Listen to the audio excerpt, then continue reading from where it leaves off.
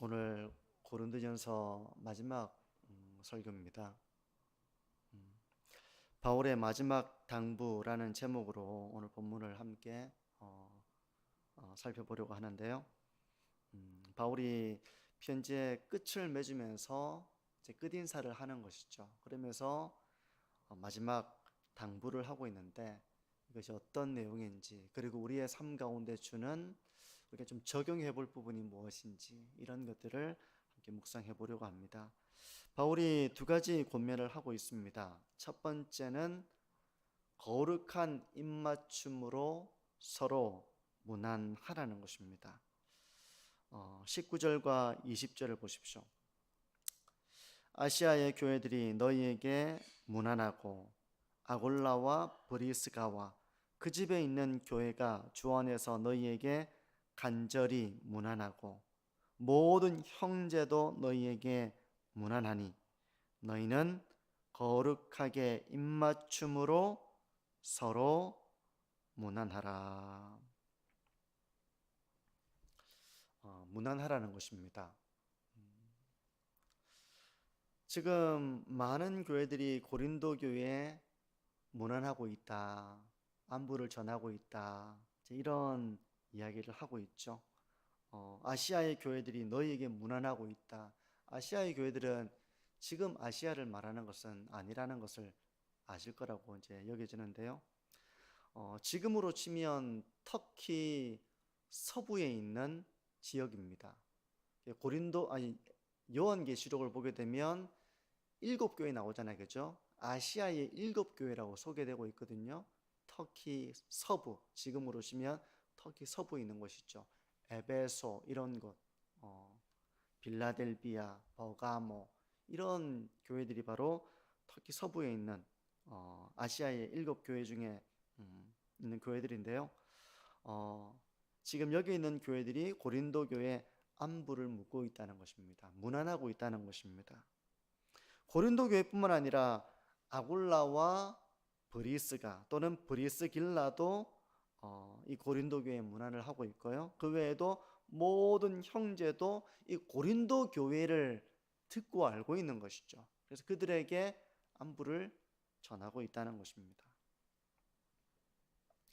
고린도 교회가 주 안에서 한 형제된 교회이고 많은 교회들이 고린도 교회를 알고 있고 또 그들이 어떻게 있는지 궁금하며 안부를 전하는 이제 이런 내용을 말씀하면서, 그러면서 고린도 교회 성도들에게 당부하는 것은 너희는 거룩하게 입맞춤으로 서로 무난하라, 그렇게 말하고 있는 것입니다.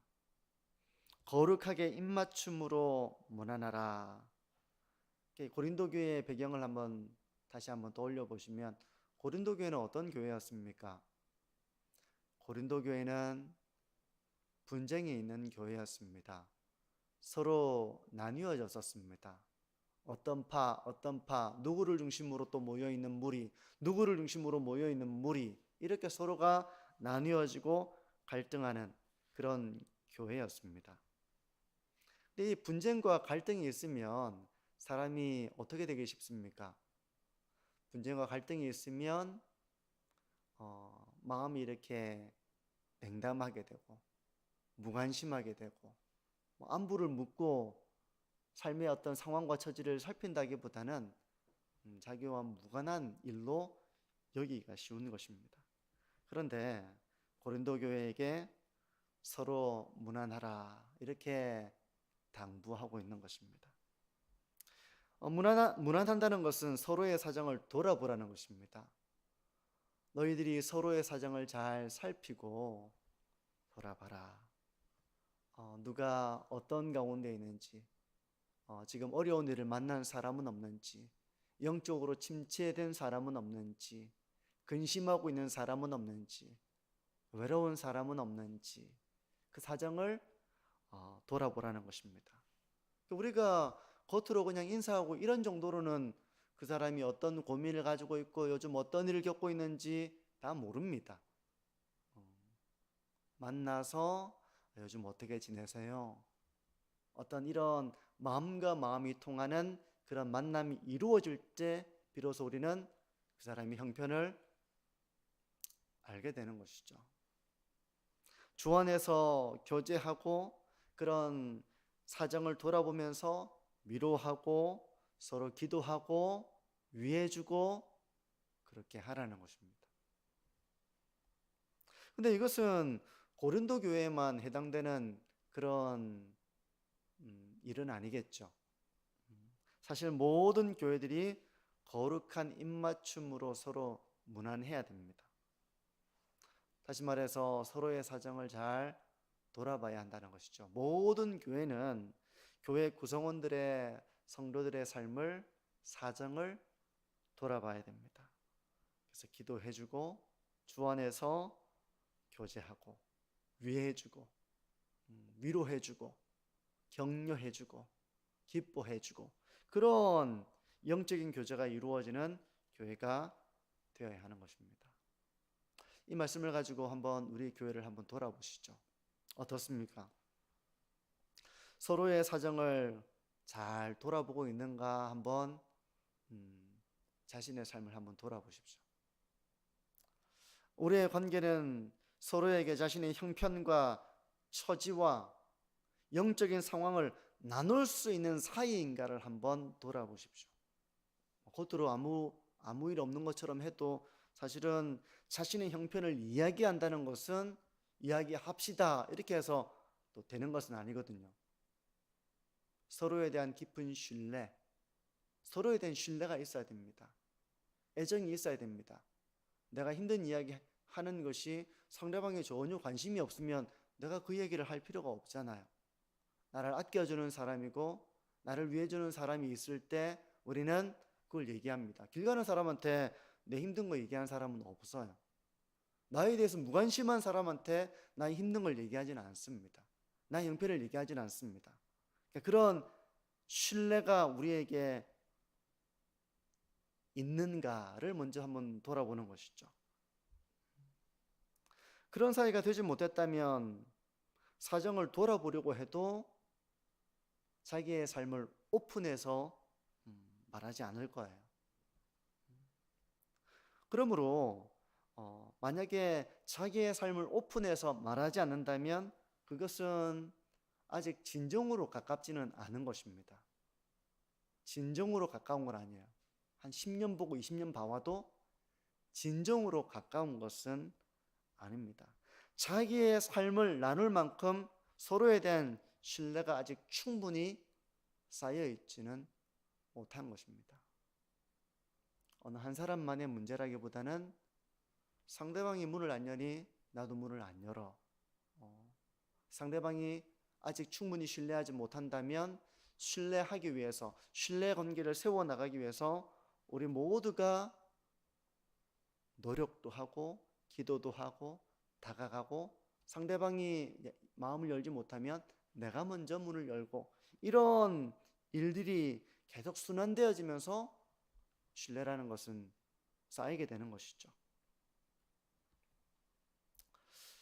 그리고 이제 이런 신뢰가 부족한 경우에는 이전에 내가 내 삶을 나누었는데 뭔가 큰 후회를 하는 이런 일들을 경험한 적이 있다면 그것이 하나의 상처가 되어서 또 거리를 두는 그런 일이 생길 수도 있을 것입니다.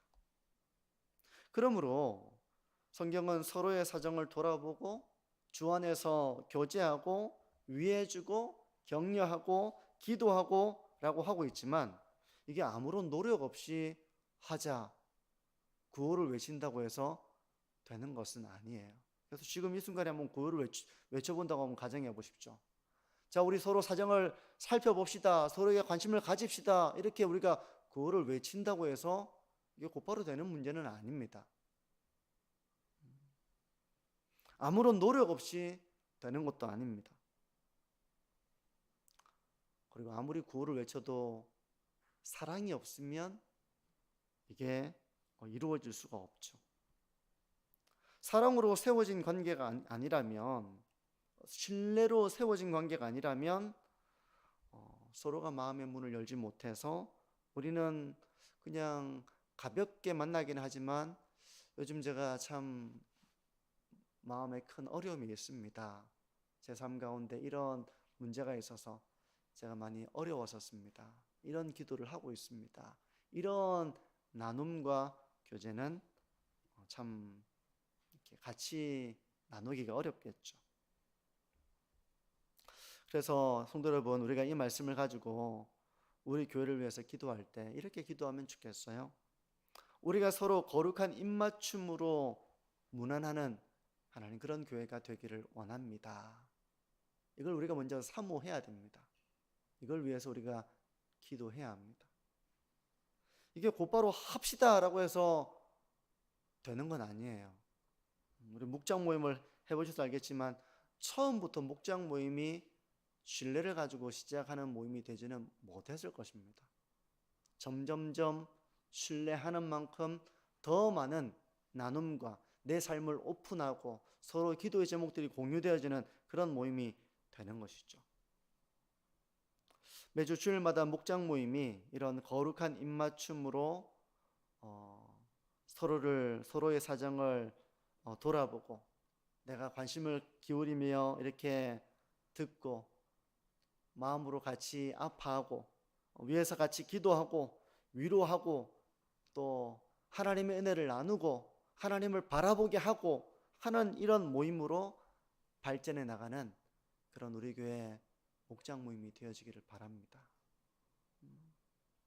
첫술에 이것이 배부를 수 없습니다. 그런데 계속 하다 보니까 점점점 서로에 대한 신뢰가 쌓이는 그런 목장들이 있을 거예요. 점점점 쌓여서 이제는 처음보다는 훨씬 더 깊은 나눔과 자기의 약함까지도 고백하는 그런 만남이 되는 그런 목장도 있을 것입니다. 점점 우리 안에 말씀의 교제가 이루어지고 서로의 사정을 잘 살펴보고 누가 어려움이 있는지, 누가 나의 도움이 필요한지, 누가 나의 격려와 위로가 필요한지, 관심이 필요한지, 누가 약해진 자의 손을 잡아줘야 되는지, 이런 것들을 통해 가지고 우리가 서로 무난하며 그렇게 서로를 축복하는 공동체, 그런 교회를 세워나가는 우리만 존중한 교회가 되어지기를 바랍니다.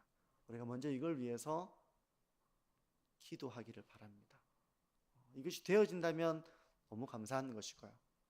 이런 말씀대로 해보려고 하는데 잘 되지 않는 우리의 한계가 있다면 이걸 위해 우리가 기도하고 하나님의 지혜를 구하고 순종하고 하면서 이런 말씀의 권면처럼 거룩하게 입맞춤으로 서로 문안하는 그런 교회를 우리가 사모하고 세워나가야 하는 것이죠.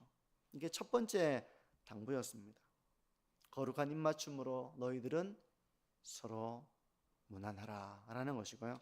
두 번째 권면은 주님을 사랑하라는 것입니다. 21절에서 22절을 보시면요, 나 바울은 친필로 너희에게 문안하노니 만일 누구든지 주를 사랑하지 아니하면 저주를 받을지어다. 우리 주여 오시옵소서. 이렇게 말씀하는데, 주를 사랑하지 아니하면 저주를 받을지어다 라고 하는 말은 거꾸로 하면 주님을 사랑하라는 것입니다. 주를 사랑하라는 것입니다.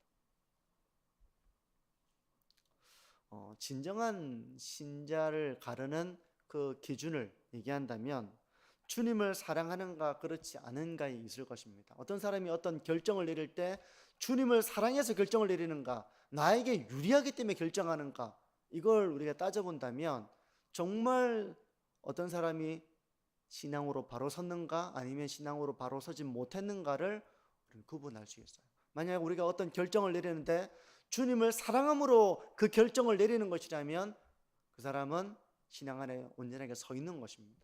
그런데 어떤 결정을 내리는데 그것이 주님과는 무관하고 나에게 유리한 것, 나에게 좋은 것, 만약 이것이 기준이 된다면 그것은 바른 신앙의 기준이 세워져 있다고 말하기가 어려울 것입니다.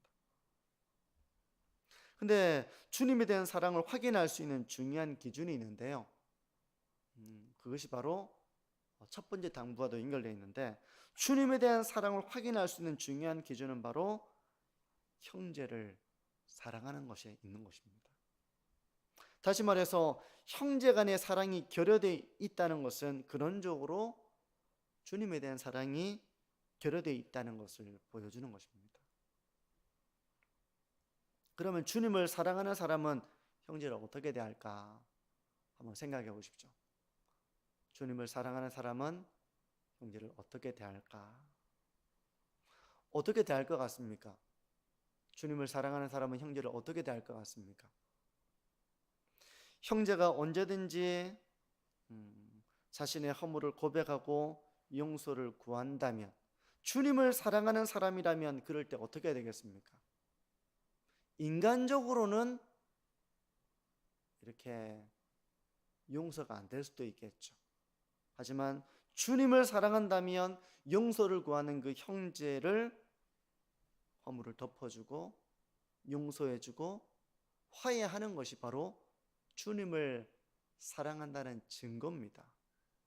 그 사람의 능력으로 하는 것이 아닙니다. 주님의 말씀에 순종해서 그 일을 하는 것이기 때문에 주님을 사랑하는 모습이 이제 그렇게 나타나는 거예요. 인간적인 사랑 때문에 그렇게 하는 것이 아닙니다. 주님에 대한 사랑 때문에 그렇게 하는 거예요. 그러므로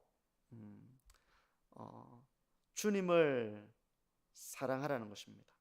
그리고 주님을 사랑한다면 형제를 사랑하는 것이 마땅하다는 의미이기도 해요. 근데 제도적인 교회, 눈에 보이는 교회, 유형의 교회, 이 교회 가운데는 주님을 사랑하지 않는 사람들이 함께 끼어 있을 수 있습니다. 이곳에 있는 사람이 모두가 거듭나고 회심하고 신앙의 길을 걸어가는 그런 곳이라기보다는 새가족이 인도에서 들어와서 신앙의 길을 걸어갈 때 아직 거듭나지 못한, 회심하지 못한 그런 사람들이 공존하는 곳이기도 해요. 누군가 주님을 사랑하지 않고 어떤 결정을 내리고 한다면 우리가 그런 것을 본받아서는 안 되죠. 주님을 사랑하고 바른 신앙을 우리가 본받아야 되는 것입니다. 주님을 사랑하지 않고 자기를 사랑하고 그릇된 신앙을 본받아서는 안 된다는 것입니다. 누군가 반칙하면 사람들은 너도 반칙할래? 반칙하기 쉽습니다. 사람들이 질서를 지키지 않으면 나만 질서 지키면 억울하다고 생각하기 때문에 나도 질서를 안 지킬래 라고 생각하기가 쉽습니다. 그런데 이것은 주님을 사랑하는 그런 성도의 모습은 아니에요. 주님을 사랑하는 사람은 그런 인간적인 생각을 버리고 주님의 생각을 따르는 사람입니다. 성도 여러분, 그러므로 주님이 기뻐하시는 일을 우리가 하는 그런 삶이 되어지기를 바랍니다. 무엇이 주님이 기뻐하시는 일인가를 분별하고 그 일을 하는 것이 바로 주님을 사랑하는 성도의 삶인 것입니다.